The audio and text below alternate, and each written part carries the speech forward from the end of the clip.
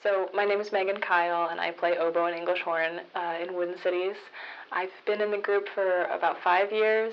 It was one of the first things, when I moved to Buffalo, it was one of the first things that I joined, which was really great, and it was a family that I found really quickly. That's one of the things that's made Buffalo really special to me, so I'm excited that we're finally doing this recording.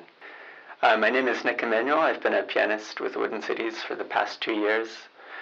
So I'm really excited that we're not just producing the recording, but also a document of the recording process so that we all get to see how a group of people interacts with each other to come to the final product.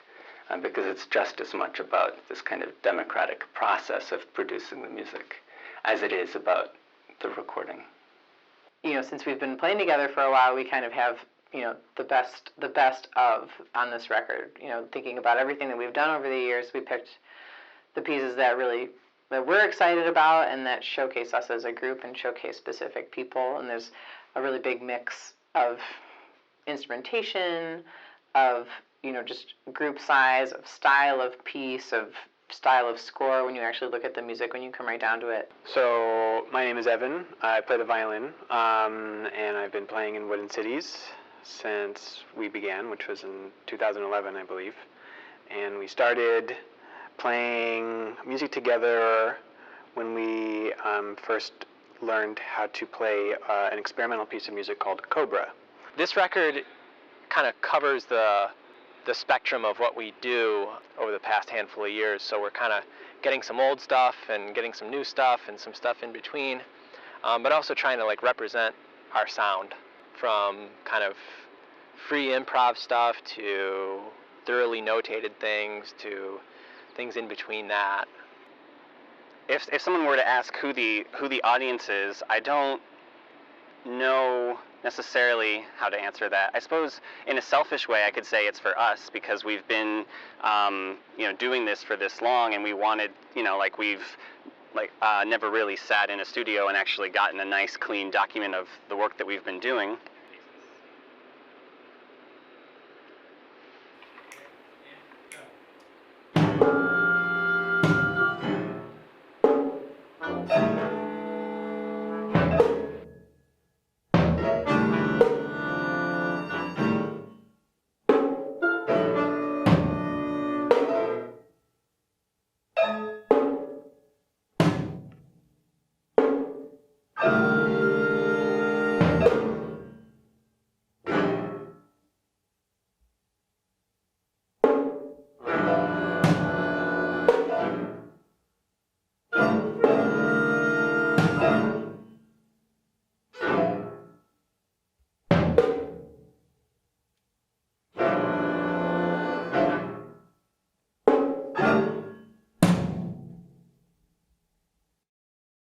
So Wooden Cities is a group of performers and educators and composers, and basically what we've been trying to do since the beginning is really focus on presenting music that people might not otherwise have a chance to experience, and also help them understand what it is and how it works and that sort of thing. So we've been around for about 7 years now, and have sort of gone through a lot of iterations and sort of manifestations of kind of that mission of educating people, or we've played in concert halls and dive bars and everything in between. So just kind of making the music that we do and exposing people to it who might not otherwise have the chance to.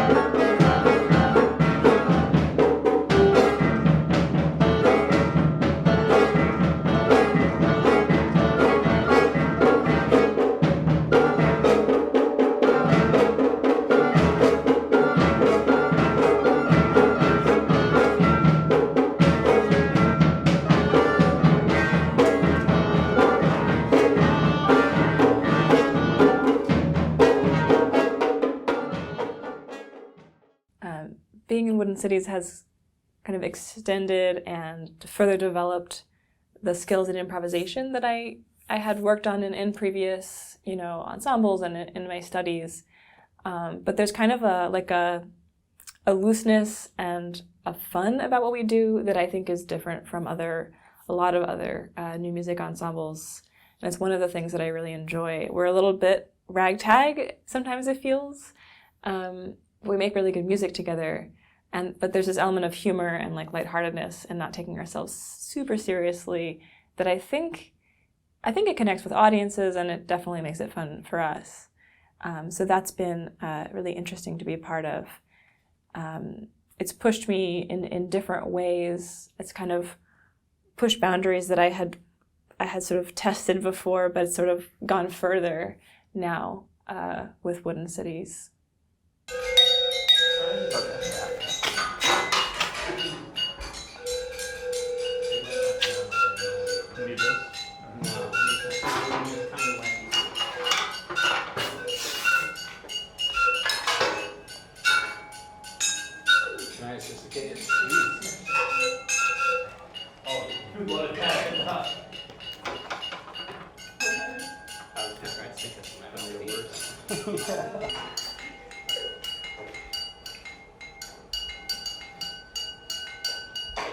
More? Yeah.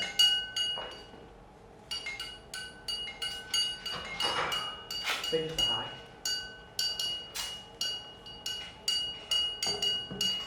We're going to take the ends of the pipes to fill some of the I feel like I'm in a piano line.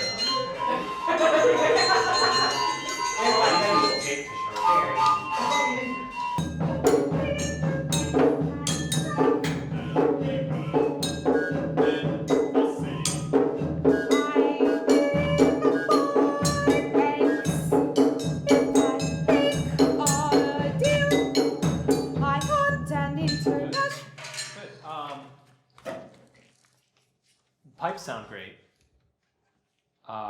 We're getting a lot of really nice interplay between these mistuned intervals, so that's really cool. Just be aware, I want people to play with confidence, and if that means playing a little loud, that's okay, but at the same time, we don't want to be so loud we're covering up the vocalists or that the pipes are ringing more. So just be a heads up on that, but I think people were playing, listening more when I wasn't conducting. So, you guys got those guys. I'll be giving you some hand signs. How was the tempo when you weren't conducting? Pretty good, yeah. It was floating around 57 for a while, a comfortable 57. Temperate. Temperate. That's Celsius or Celsius.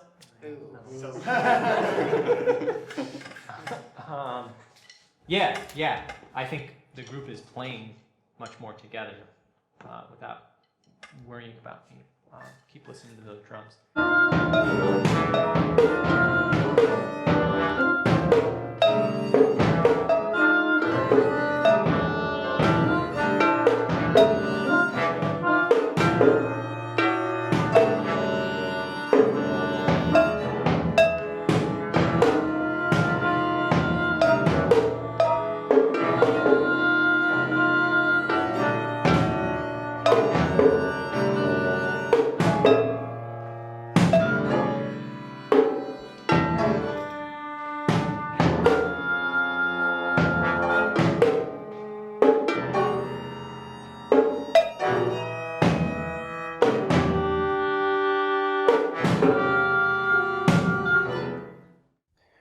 And so I think the actual process of documenting the recording of a Wooden Cities performance is a really interesting project that, in fact, ties Wooden Cities into the history of experimental music, especially in the United States, and in Buffalo particularly, because this is a city with a kind of storied history in experimental and kind of politically engaged music making. So people like Julius Eastman and John Cage spent quite a bit of time here. And figures like that were very interested in producing open-ended sorts of musical scores that completely threw off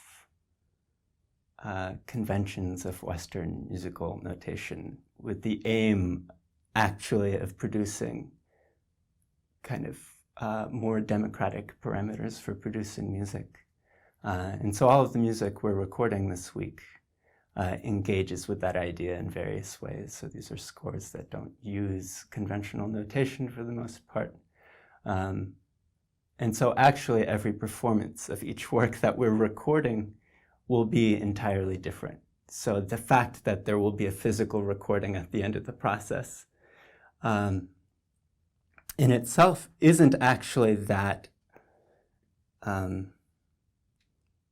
essential an idea to the group, because the whole point of music making in this kind of experimental vein is that it's an ongoing process.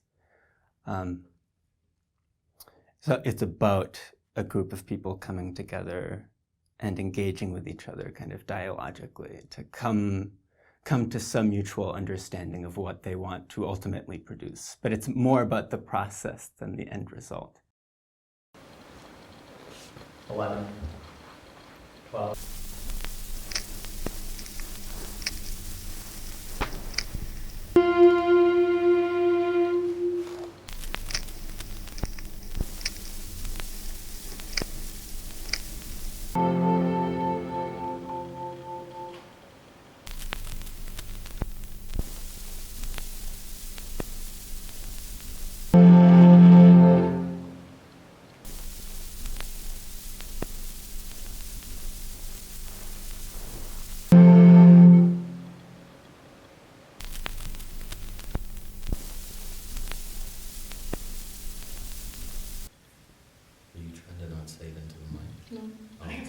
It sounds amazing, really. But I think maybe just one more take of the Christmas tune, and maybe just a tiny bit more retard in the last couple bars. Oh, okay. Yeah.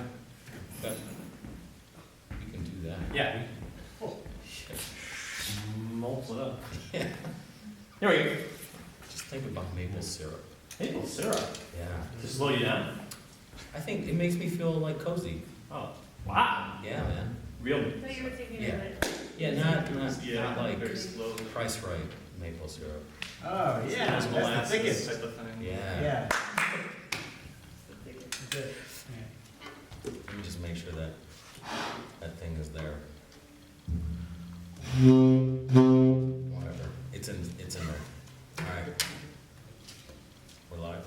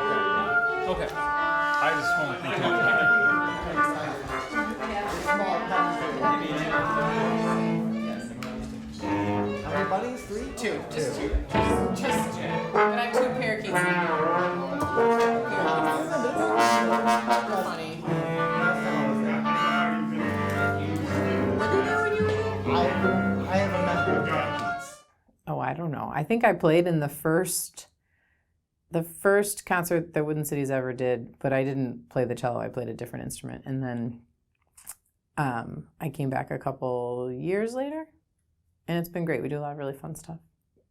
As a team in a lot of things, you know, Ethan and Brendan are kind of the organizers and the leaders in a lot of ways. They come up with the ideas and they do a lot of the programming. And Ethan will do arrangements for us, but other people will do arrangements for us too. So it's a very collaborative effort. And in rehearsals, I think we all take it very seriously and want to make sure that it's the best thing that it can be. So we all offer ideas and speak up when we hear something that we don't like, or, you know, offer our opinions. So it's very much a group effort. Oh, this record for Wooden Cities has been coming for a long time. We had a mishap. We did some recording, and somehow everything was erased. It's like the hard drive caught on fire. I don't know exactly what happened, but so we've been meaning to get back into the studio for a long time.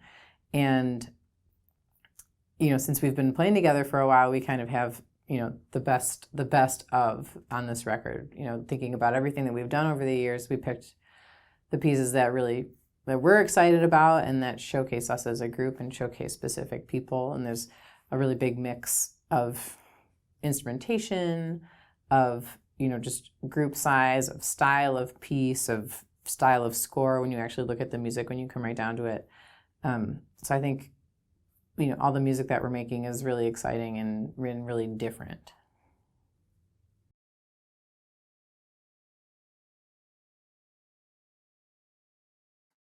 On March 27, 1980, the floating 10,000-ton semi-submersible platform Alexander Kielland, stationed at the Ekofisk oil field 300 kilometers southwest of Stavanger, Norway, capsized in a storm.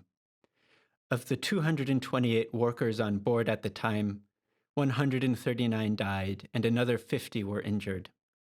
This was one of a long series of fatal disasters in the recent history of North Sea oil exploration.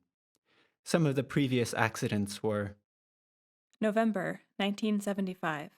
Explosion on the Alpha platform at Ekofisk. 3 dead and 3 wounded. March 1976. 6 Norwegian workers drowned. April 1977. Explosion on the Ekofisk Bravo platform. Huge oil spill led to catastrophic pollution of the North Sea. October 1977. Fire on the Maersk Explorer platform. 1 French diver dead. February 1978. Fire on the Statfjord platform. 5 workers dead. February 1978. An American diver dies at Ekofisk. Since the capsizing of the Alexander Kielland, A number of further accidents have taken place. November 1983.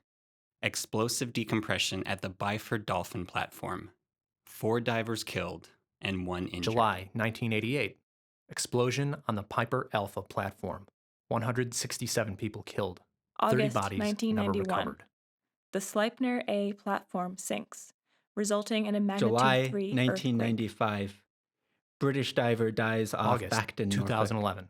Oil spill at Gannett Alpha platform. July leaks 2014. 216 tons of oil. Swedish oil into worker North Sea. falls from helicopter into December the North Sea, 2015. dying on impact. Large wave April strikes the COSL 2016. Innovator platform. October Helicopter 2016. ferrying passengers from the Oil Gulfax spill B at platform BP Clare crashes. platform leaks 13 105 passengers tons dead. of oil into the North Sea. The following texts are taken from actual newspaper accounts and interviews with real people.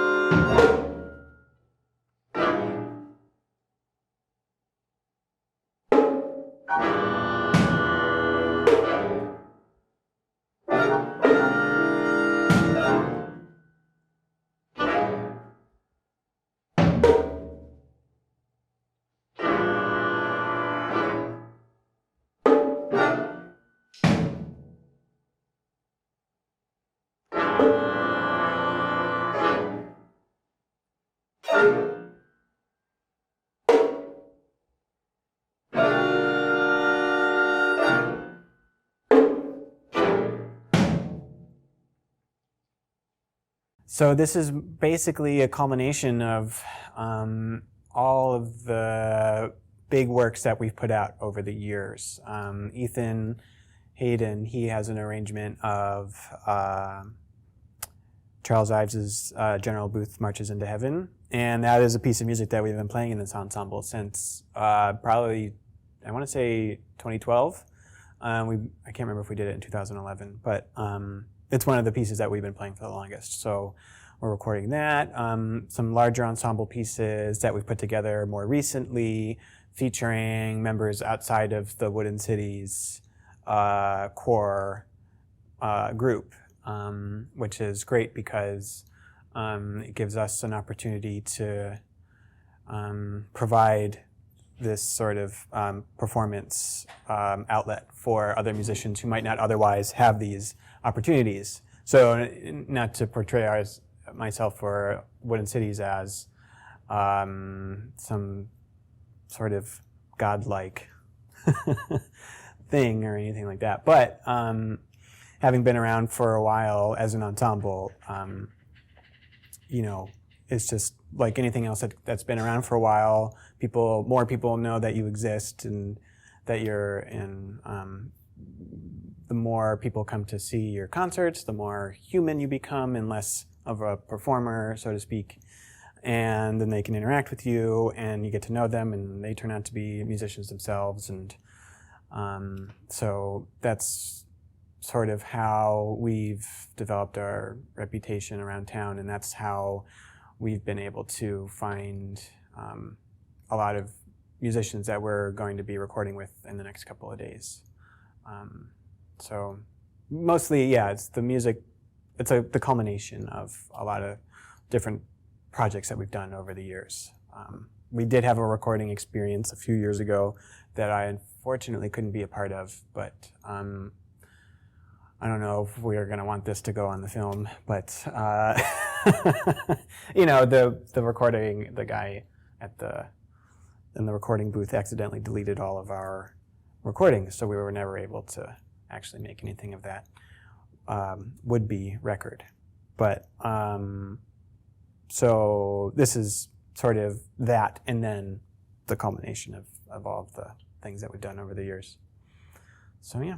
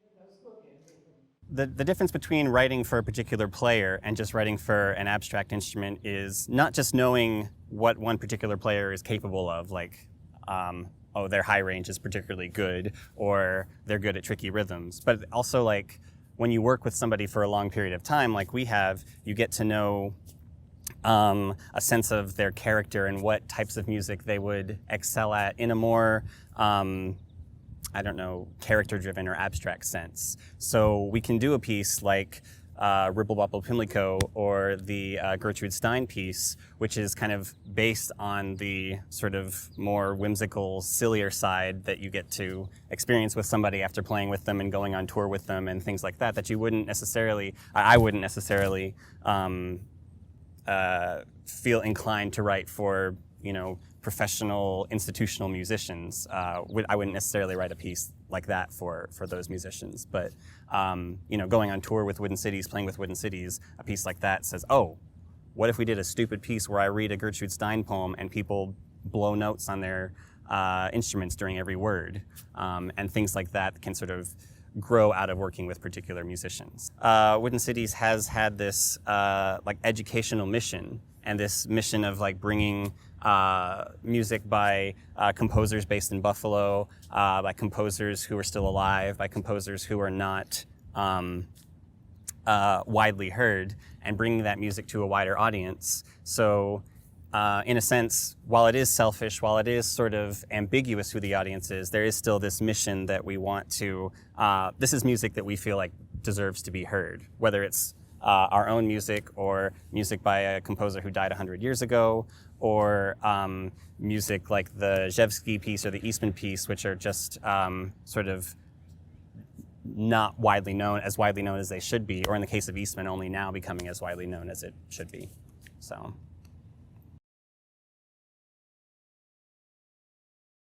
The woman on the right is very rich. She is one of the most successful traders on the Rotterdam spot market, an international network of agents buying and selling the tremendous quantities of oil that transits the city's enormous port. The man on the left is a worker. He is one of the thousands of people who live on the North Sea oil rigs, drilling and pumping thousands of barrels of oil out of the earth each day, 24 hours a day.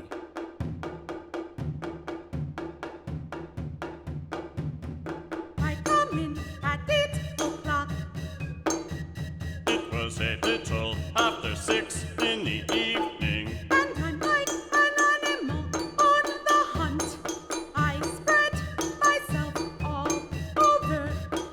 I peer and I look, and I have to find out everything that happened to oil that night. and we just had a nice dinner.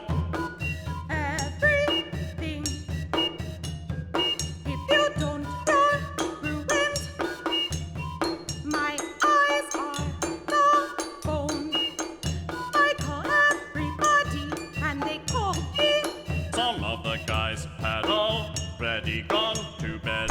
If there's time, we talk about stupid things, families, the weather, stuff like that. But when it's important, I thought I would go to see the movie. we get right to work. What is that for me? I heard they were showing a Western that night. And what I've got for him, you've got to be quick. I just come off a 12-hour shift. If Tokyo says he has a nice ship, And I was pretty tired. a beautiful ship. Suddenly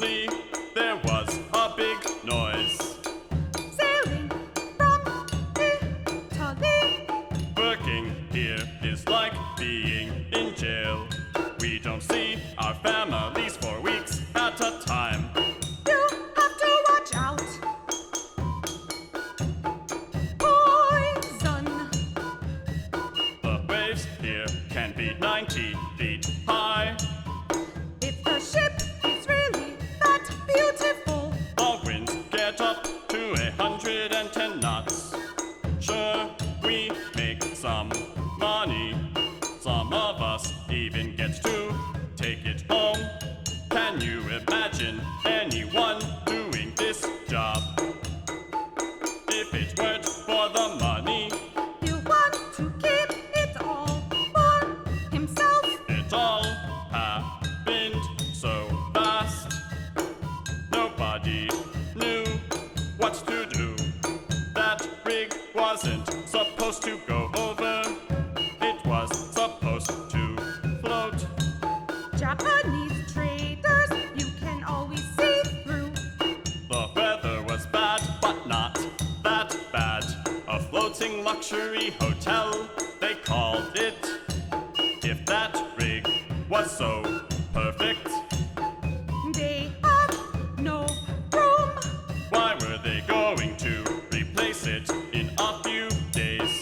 We've got all kinds of men out here on the rigs. They're cornered. Englishmen, Scandinavians, Americans, we're all together, 4 men in a room. They've got a whole country that'll be shivering in caves. We're hibernating 14, 20 days at a time. This winter, unless they get oil, But we've got to feed our families. they need the oil. We need the work. And you can get them to pay. I mean, really pay. And believe me, they make us work. Let me tell you something about dangerous work. They'll pay in anything. Take the divers, for instance. I'm calculating all day to make the figures match. Deutschmarks to pounds, pounds to rubles, rubles to dollars, dollars to guilders. I don't care, and nobody else does. Dollars mean nothing to me. They're on call all the time to fix the pipelines. I only care about what's behind the numbers. I care about oil. Nobody tells the truth. Nobody. To make sure they're coming off the stinger at the proper angle. Say I'm talking to London, and they have enough of what they want. To cut and join the pipe sections on the bottom. They'd never tell me. They'd never let me know You're all alone down there. that the market's going down. They try to be clever, but it doesn't matter. At 300 feet, your friends are far away. I can read them. If you go, your widow gets $50,000. I can read what they don't say. That's what a man's life is worth. If London doesn't say anything, Nobody knew how many men were on the rig when it went down. if they ask me about my health, I know that means they don't want Phillips Petroleum said one thing. the market to go down any further. The government said another. Why should they bother? They don't test their equipment properly, and they keep the figures secret. Why should they care about drowning men? I can tell it's in me. We try to get the union more involved, but they know how to control it. They know we need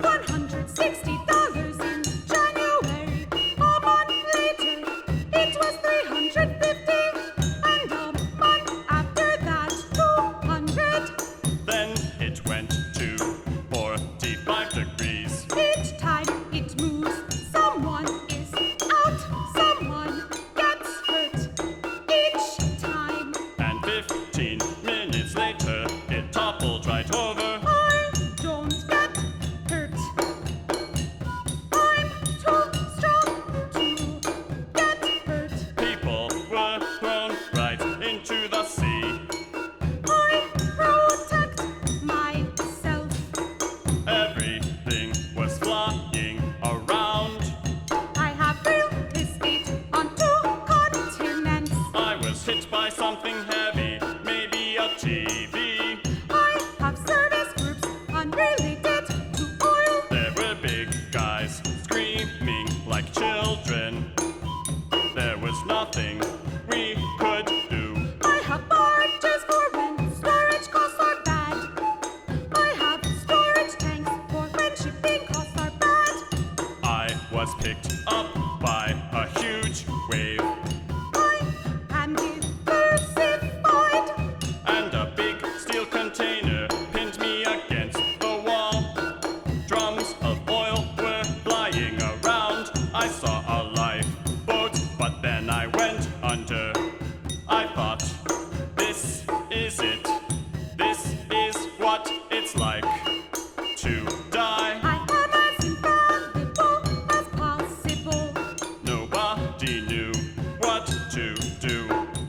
There were supposed to be enough lifeboats to hold every one of us, but only a few of them got into the water. People say they can control us, but they can't. The others couldn't be launched because of the tilt. About 10 of us made it to lifeboat 5. It was upside down. We managed to turn it over. The Rotterdam market makes ends meet. We just got ourselves organized somehow.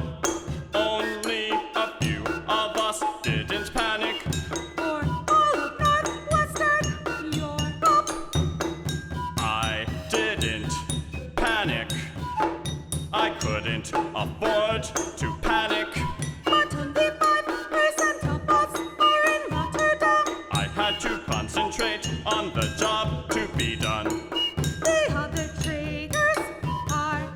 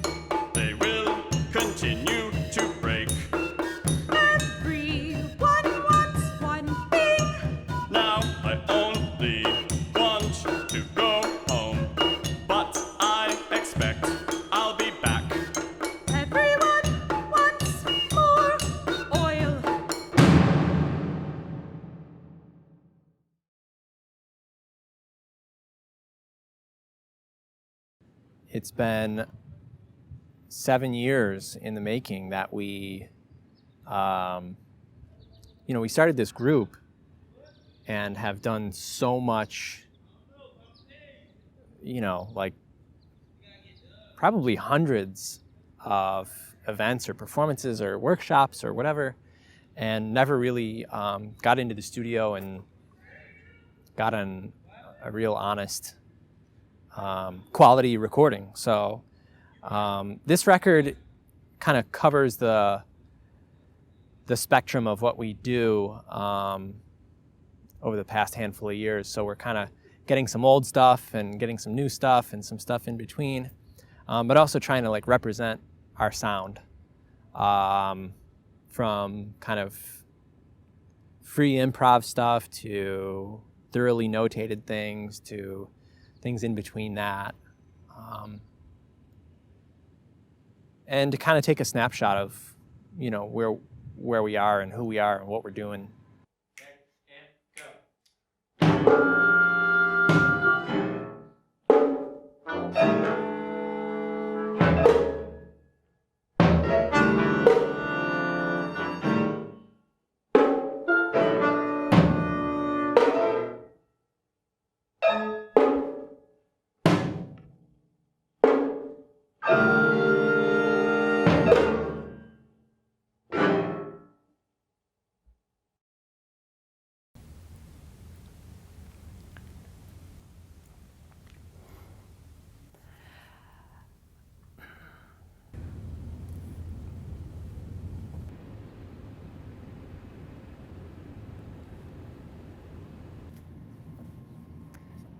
Yeah, I'm recording. Okay, where should I look? Where should I look? Can you? Sure. Stay here. Just. Okay. If you see this better, because either way. Yeah. Good. Yeah. Cool. So, what